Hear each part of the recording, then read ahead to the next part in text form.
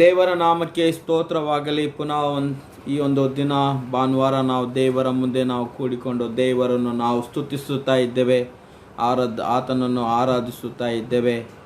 ನಮ್ಮ ಮನೆಗಳಲ್ಲಿ ನಾವು ಕೂತ್ಕೊಂಡಿರುವಾಗ ಮನೆ ಕುಟುಂಬ ಸಹಿತವಾಗಿ ನಾವು ಆತನನ್ನು ಧ್ಯಾನಿಸುವಂಥದ್ದು ಬಹಳ ನಮ್ಮ ಜೀವಿತದಲ್ಲಿ ಮುಖ್ಯವಾಗಿರುವಂಥ ಒಂದು ದಿನ ಹಾಗೂ ಸಮಯ ಆಗಲ್ಪಟ್ಟಿದೆ.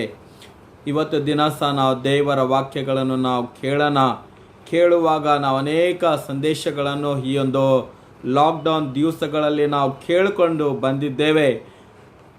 ದೇವರ ಆಗಮನ ಲಾಸ್ಟ್ ದಿನ ಎಂಬುದಾಗಿ ನಾವು ಹೇಳ್ತೀವಿ, ಅಥವಾ ಅಂತ್ಯದ ದಿನ ಎಂಬುದಾಗಿ ಹೇಳ್ತೀವಿ. आखिरी दिन कर हम कहते हैं, जो परमेश्वर का आने का आगमन का दिन कर हम कहते हैं. इन सारे बातों में हम परमेश्वर के महिमा के बारे में आज हम देखेंगे और सुनेंगे. परमेश्वर की महिमा के लिए बाइबल पाठ एक वचन है जो एशाया का ग्रंथ उसका जो है 48 जो भाग में 11 वचन, एसाया चैप्टर 48 वर्स 11. ಯೆಶಾಯನ ಬರೆದ ಗ್ರಂಥ ಅದರ 48ನೇ ಭಾಗ 11ನೇ ವಚನ. My glory I will not give to another, मेरी महिमा मैं किसी और को नहीं दूंगा, ನನ್ನ ಮಹಿಮೆಯನ್ನು ನಾನು ಯಾರಿಗೆ ಕೊಡಲಾರೆನು ಎಂಬುದಾಗಿ ಈ ಒಂದು ದೇವರು ತನ್ನ ವಿಷಯದಲ್ಲಿ ಆತನೇ ಹೇಳುವಂತನು ಆಗಿದ್ದಾನೆ. ದೇವರು ಮಹಿಮೆಯಿಂದ ಘನತೆಯಿಂದ ತುಂಬಿರುವಂಥ ದೇವರು, ಆತನ ಸತ್ಯವಾಗಿರುವಂಥ ದೇವರು, ಜೀವಿತವಾಗಿರುವಂಥ ದೇವರು ನಮ್ಮಾತನು ಆಗಿದ್ದಾನೆ. ಪೇತ್ರನ ಬರೆದ ಮೊದಲನೇ ಪೇತ್ರದಲ್ಲಿ 4ನೇ ಸಂಧಿಯ 11ನೇ ವಚನದಲ್ಲಿ, पहला पत्रस उसका 4था अध्याय 11वां वचन ये लिखा गया है, ಒಬ್ಬನು ಬೋಧಿಸುವವನಾದರೆ ದೈವೋಕ್ತಿಗಳನ್ನು ನುಡಿಯುವವನಾಗಿ ಬೋಧಿಸಲಿ, ಒಬ್ಬನು ಸಭೆ ಸೇವೆ ಮಾಡುವನಾದರೆ ದೇವರಿಂದ ಶಕ್ತಿಯನ್ನು ಹೊಂದಿದವನಾಗಿ ಮಾಡಲಿ. ಇದರಿಂದ ಎಲ್ಲದರಲ್ಲಿ ಯೇಸು ಕ್ರಿಸ್ತನ ಮೂಲಕ ದೇವರಿಗೆ ಸ್ತೋತ್ರ ಉಂಟಾಗುವುದು. ಯೇಸು ಕ್ರಿಸ್ತನಿಗೆ आधिपत्यವು ಘನವು युगायुगांतरಗಳಲ್ಲಿಯೂ ಇರುವವು. यानी ये कहा गया है कि आप जो है अगर प्रचारक है तो आप प्रचार भी करिए, अगर आप सिखाने वाले हैं सिखाइए, कलीसिया की सेवा करने वाले हैं तो उस कलीसिया की सेवा कीजिए, क्योंकि परमेश्वर हमको वो बल देता है, इसलिए कि हम उसकी महिमा करते रहे. ನಾವು ಆತನ ಸೇವೆಯನ್ನು ಮಾಡಬೇಕು. ಮಾಡಿದೆಯಾದರೆ ದೇವರಿಗೆ ಮಹಿಮೆ ಉಂಟಾಗುತ್ತದೆ ಎಂಬ ಈ ವಾಕ್ಯ ನಾವು ಓದಿದ್ದೇವೆ. ಪ್ರಿಯರೇ, ಈಗಿರಲಾಗಿ ನಾವು ಏನಾದರೂ ನಮ್ಮ ಜೀವಿತದಲ್ಲಿ ನಾವು ಸೇವೆಯಾಗಲಿ, ನಮ್ಮ ನಡತೆಗಳನ್ನು ನಾವು ನಡೆಯುವಾಗಲೂ, ನಾವು ಹಬ್ಬಗಳನ್ನು ಮಾಡುವುದರಲ್ಲಿ ಆಗಲಿ, ಏನೇ ನಾವು ಮಾಡಿದರೂ ಒಂದು ಮಾತು ನಾವು ತಿಳಿದುಕೊಳ್ಳಬೇಕು, ದೇವರಿಗೆ ಮಹಿಮೆ ಉಂಟಾಗಬೇಕು ಎಂಬುದಾಗಿ. जो कुछ भी हम अपने जीवन में करें, या खाए पिए, कुछ भी वस्त्र भी पहने, लेकिन वो परमेश्वर की महिमा होनी चाहिए. इसलिए 1 कोरिन्थियों उसका 10वां अध्याय का 31 वचन ये कहता है, तुम खाओ पियो लेकिन वो सब जो है महिमा हो, परमेश्वर की महिमा हो. ನೀವು ಉಂಡಿರಿ ಕುಡಿಯಿರಿ, ಏನೋ ಮಾಡಿದರೂ ಎಲ್ಲದರಲ್ಲಿ ದೇವರಿಗೆ ಘನತೆ ಮಾಡಿರಿ ಎಂಬುದಾಗಿ ವಾಕ್ಯ ನಮಗೆ ಹೇಳುವಂಥದ್ದು ಆಗಿದೆ. ಮನುಷ್ಯ के जीवन में क्या बड़ा विषय है, ಮನುಷ್ಯನ ಜೀವಿತದಲ್ಲಿ ಏನು ದೊಡ್ಡ ವಿಷಯ ಇದೆ ಎಂಬುದಾಗಿ ಹೇಳುವಾಗ ದೇವರನ್ನು ಮಹಿಮೆ ಪಡಿಸುವಂಥದ್ದೇ. मनुष्य का मुख्य उद्देश्य क्या है? क्या परमेश्वर की खोज में रहते हुए उसी में चलना है? उस खोजे हुए परमेश्वर को, सच परमेश्वर को जब जानते हैं, उसकी महिमा करता रहना ही एक मनुष्य का उद्देश्य है. प्रियो, ये बात हम देखते हैं यशाया का लिखा हुआ ग्रंथ का उसका जो है 6वां अध्याय 1 और 3 वचन जब हम पढ़ते हैं, वहाँ पर स्वर्गदूत जो है परमेश्वर की महिमा में उपस्थित होकर वे उसकी महिमा कर रहे हैं. सेनाधीश्वर का यहोवा, उसकी महिमा हो, उसकी महिमा हो, क्योंकि वो पवित्र है कर जो है परमेश्वर के दूत वहाँ पर उसकी महिमा वे कर रहे थे. और ये भी बताया जाता है उसकी महिमा, उसकी प्रकाश बहुत ही तेज थी, इसलिए जो है स्वर्गदूत जो है 2 पंखों से अपने मुंह को ढके थे, 2 पंखों से उन्होंने अपने पैरों को ढके थे, और 2 पंखों से वे जो है उड़ते हुए वे कह रहे थे कि यहोवा परमेश्वर की महिमा हो, क्योंकि वो पवित्र है। ಪವಿತ್ರನಾಗಿರುವಂಥ ದೇವರ ಮಹಿಮೆ ಮಾಡುವಂಥದ್ದು ಪ್ರಿಯರೇ ಯುಕ್ತವಾಗಿದೆ. ಅದಕ್ಕಾಗಿ ದೇವರು ನಮ್ಮನ್ನು ಉಂಟು ಮಾಡಿದ್ದಾನೆ ಎಂಬುದಾಗಿ ನಾವು ನೋಡ್ತೇವೆ.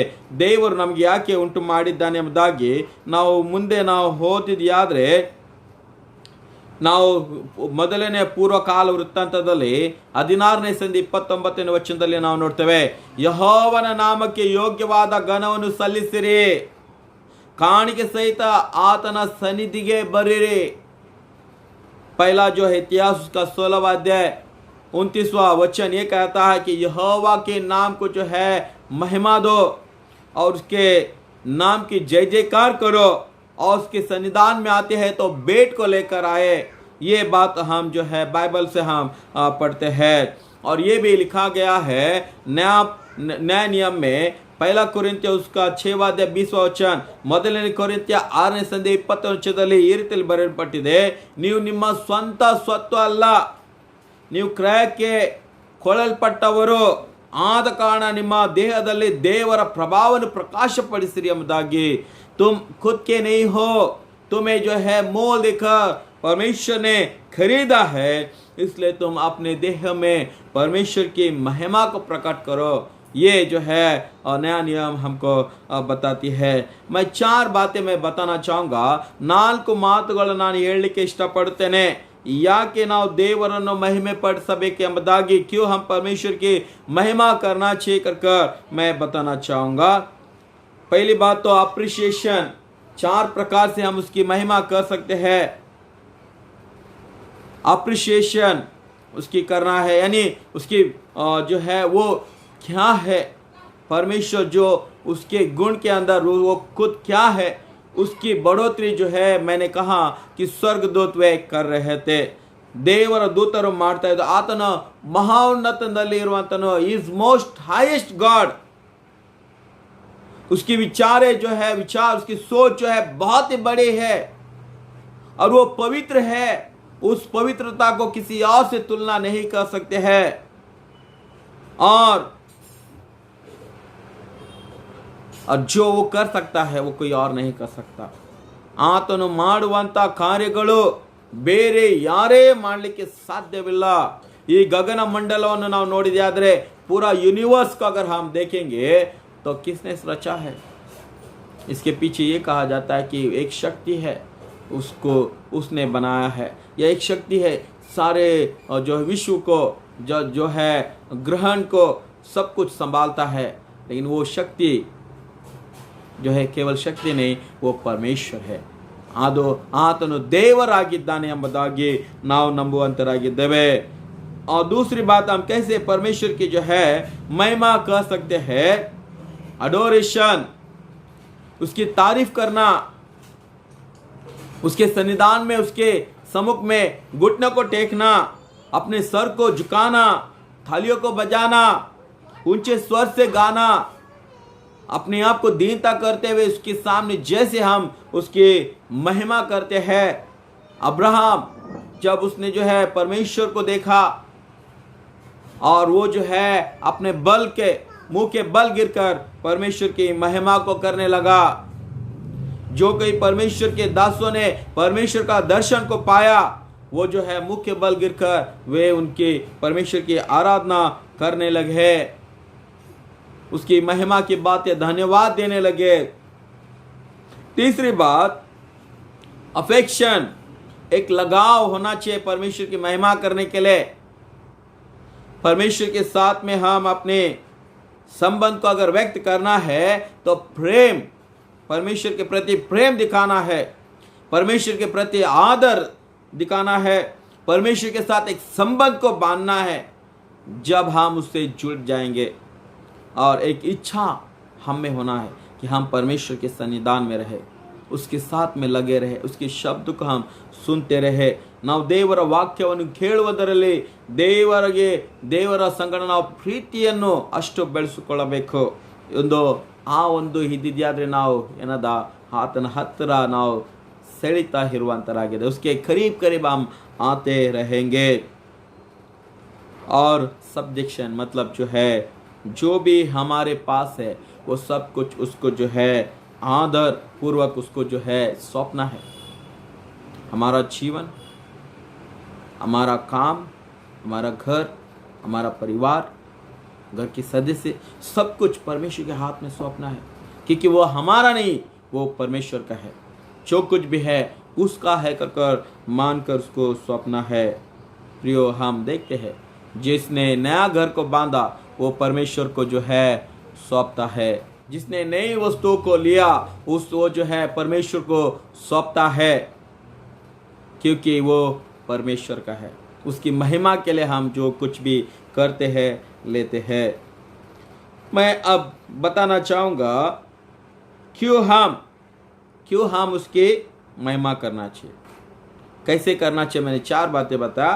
अब मैं ये कहना चाहूँगा क्यों, why we must glorify God. क्यों हम उसकी महिमा करना चाहिए, ಯಾಕೆ ನಾವು ದೇವರ ಮಹಿಮೆಯನ್ನು ಮಾಡಬೇಕು.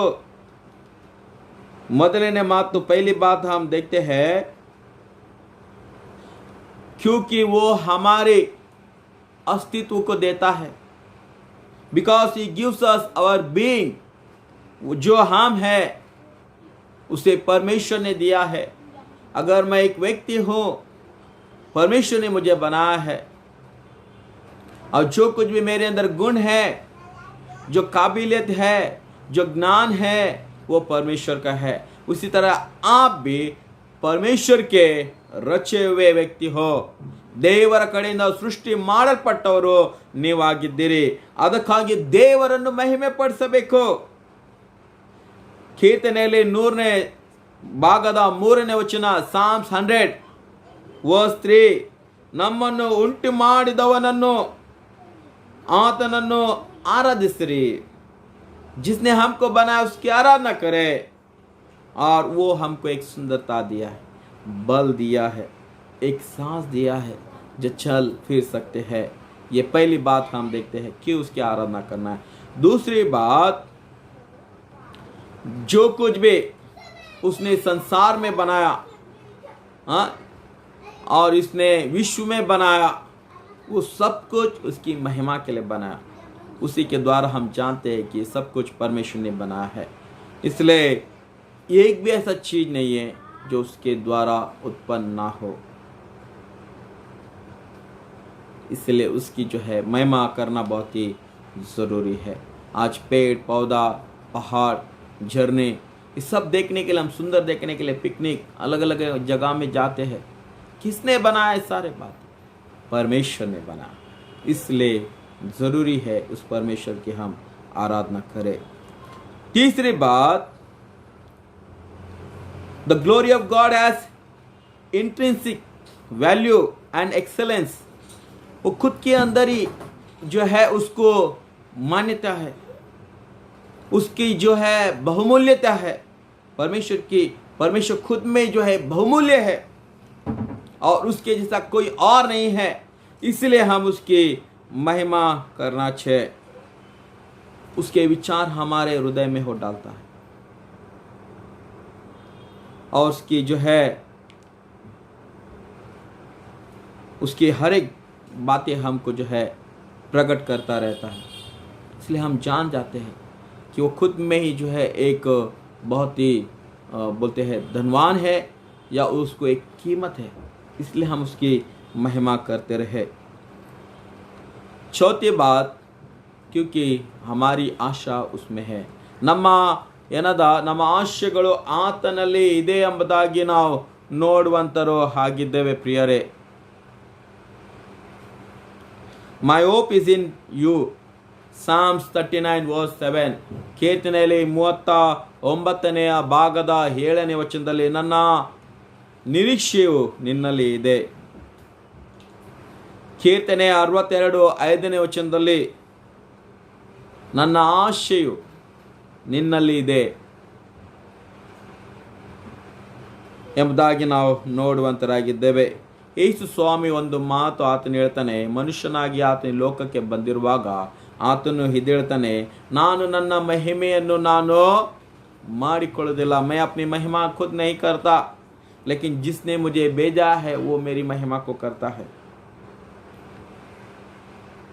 ನಾನು ಸ್ವಂತಾಗಿ ನಾನು ಮಾಡಿದಲ್ಲ. ನಾವು ನಮ್ಮ ಜೀವಿತದಲ್ಲಿ ನಾವೇ ಸ್ವಂತಾಗಿ ನಮ್ಮ ಮಹಿಮೆಯನ್ನು ಮಾಡಿಕೊಳ್ಳಬಾರದು.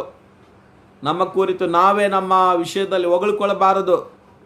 ದೇವರು ಮಾಡುವಂತನೂ ಆಗಿದ್ದಾನೆ. ನಾವು ಮುಂದೆ ಮುಂದೆ ಓಡಿ ಮುಂದೆ ಬರಲಿಕ್ಕೆ ನಾವು ಅನೇಕ ಸಲ ಪ್ರಯಾಸ ಮಾಡ್ತೇವೆ. ಆದರೆ ದೇವರು ಕೈಯಲ್ಲಿ ಒಪ್ಪಿಸಿದೆಯಾದರೆ ಅದು ತಾತ್ಕಾಲಿಕ ಅಲ್ಲ, ಶಾಶ್ವತವಾಗಿರುವಂಥದ್ದಾಗಿದೆ. परमेश्वर के इस हाथ में अपने आप को सौंप दे. अगर वो परमेश्वर जो हमें अपनी महिमा से भरता है, वो हमेशा के लिए निरंतर वो हमारे साथ में बना रहेगा. हिपोक्राइट्स जो है ऊपरी जो दिखाने वाले लोग भी है, जो है नटन को करते हैं. हम ಕೆಲವು ಜನರು ನಟನೆಗಳನ್ನು ಮಾಡ್ತಾರೆ. ದೇವರ ಮುಂದೆ ಒಳ್ಳೆಯದಾಗಿ ನಡೆಯುವಂಥ ವರ್ತನೆಗಳನ್ನು ಮಾಡ್ತಾರೆ. ಅದು ಶಾಶ್ವತವಾಗಿ ಇರೋದಿಲ್ಲ. वो जो है हमेशा के लिए नहीं रहेगा. इसलिए जो है यीशु मसीह हमेशा कहता था कि फरीसी सदूसी तुम तो जो है बोलते हो लेकिन करते नहीं हो.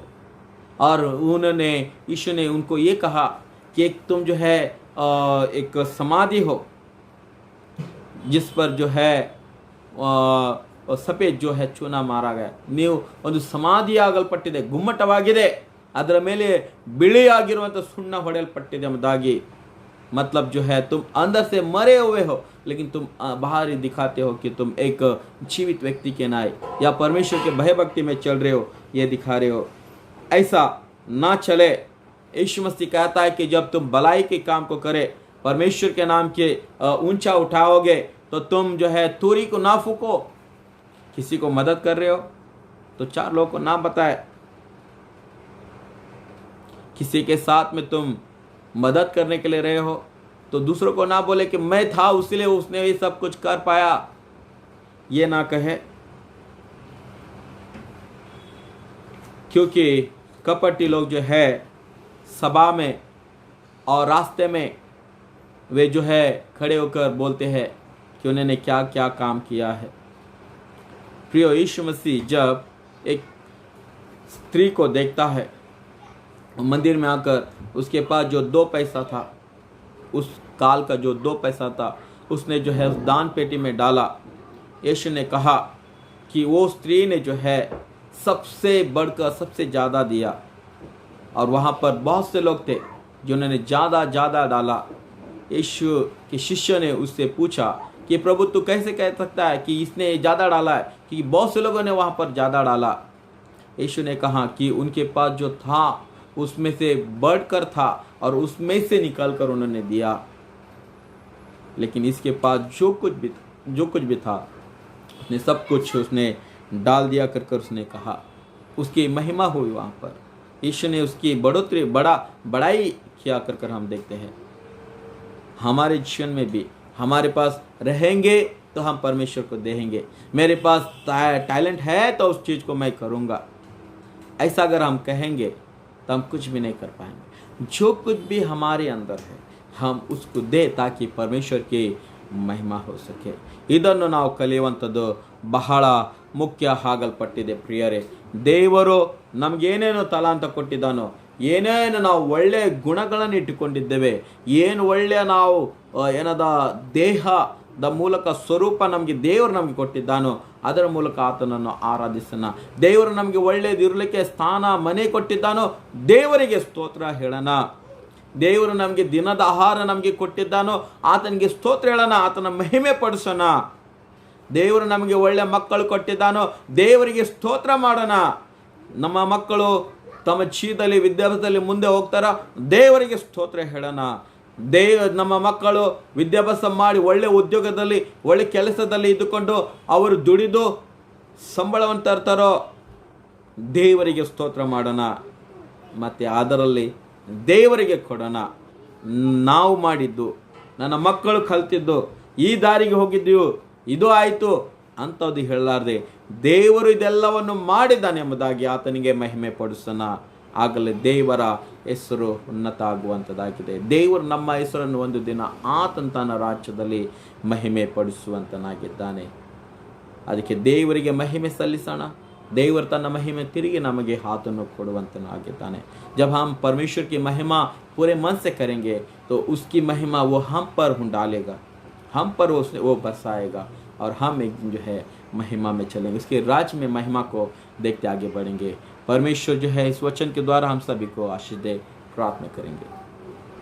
ಪರಲೋಕ ತಂದೆ ಸ್ವಾಮಿ, ಈ ಕ್ಷಣದಲ್ಲಿ ನಾವು ನಿನ್ನ ಮುಂದೆ ಬಂದು ಪ್ರಾರ್ಥನೆ ಮಾಡ್ತೇವೆ.